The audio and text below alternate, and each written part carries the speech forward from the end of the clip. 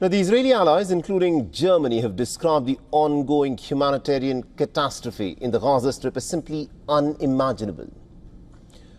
The United Nations has said that the Palestinian children in the Gaza Strip are dying at an unprecedented rate. And the humanitarian disaster clock in the Palestinian enclave is quite clearly ticking. So, as tensions continue to rise sharply in the Gaza Strip, the focus on addressing the humanitarian crisis and freeing up the hostages has also increased. The American President Donald Trump's Middle East envoy Steve Witkoff visited Tel Aviv's Hostage Square to meet with the families of the Israeli hostages that are still in the custody of Hamas. Flanked by the security personnel, Steve Witkoff entered a nearby building as the protesters surrounded the area, demanding for the immediate return of the hostages. The families of those held in captivity chanted, "Bring them home now," with anger and agitation.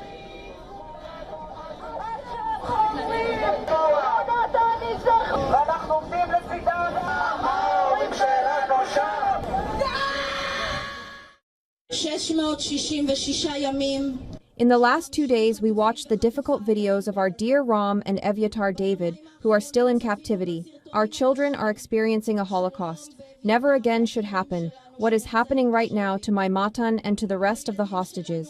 They were supposed to be between us if the deal didn't fail last time due to politics.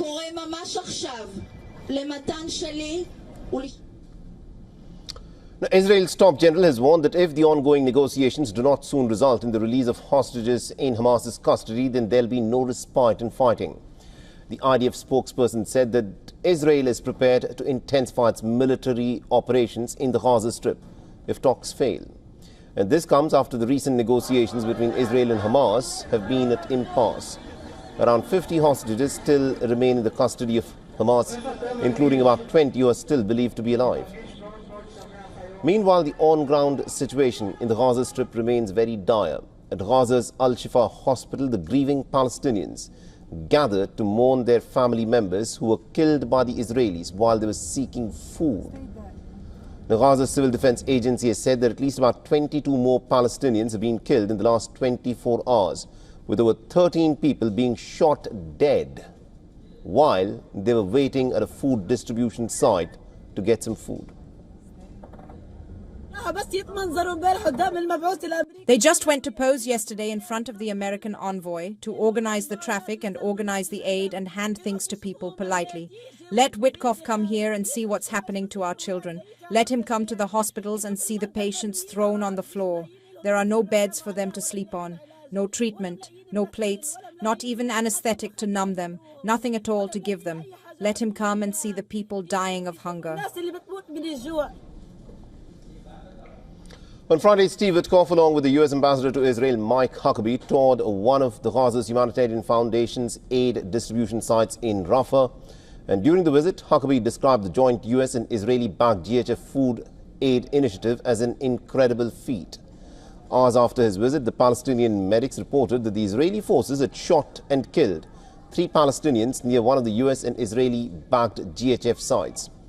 Now, following this, the U.S. President Donald Trump said that he had spoken to Witkoff, who had a great meeting, mainly on food aid.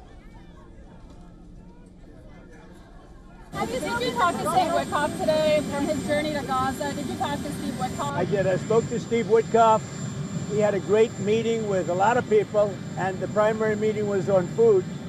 And he also had some other conversations that I'll tell you about later. But he had a meeting on getting the people fed, and that's what we want.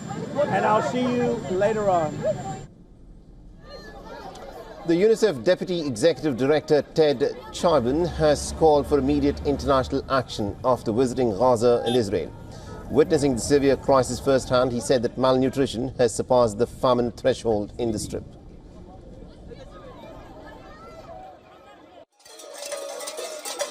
Over 18,000 children have been killed in Gaza since the beginning of the war. That's an average of 28 children a day, the size of a classroom, gone. We now have 2 indicators that have exceeded the famine threshold. But amidst the mounting global outreach, countries are launching airdrops to deliver food to the war-battered territory.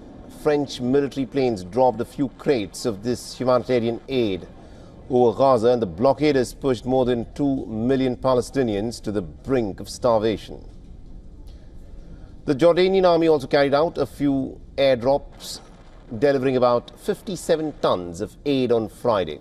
Italy announced the first Italian airdrops could begin by the 9th of August. Spain, Britain and France have also contributed, working with the regional partners to provide some food and other supplies from the air.